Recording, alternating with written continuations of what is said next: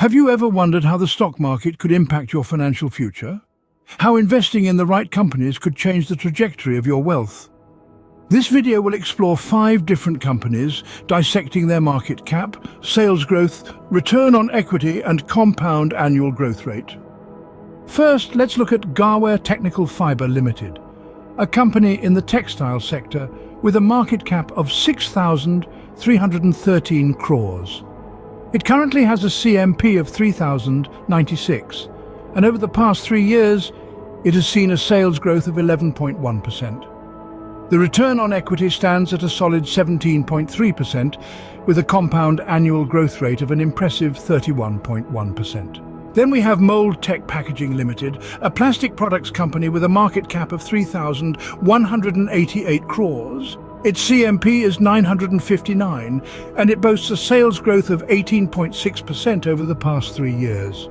Its return on equity is 16.1%, and it has a staggering compound annual growth rate of 70.4%. Next is Amrutanjan Healthcare Limited, a pharmaceutical company with a market cap of 1,732 crores. It has a CMP of 593 and a sales growth of 13.2% over the past 3 years. Its return on equity is 14.3%, and its compound annual growth rate is 13.2%. Paushak Limited, an agrochemical company, has a market cap of 2,127 crores.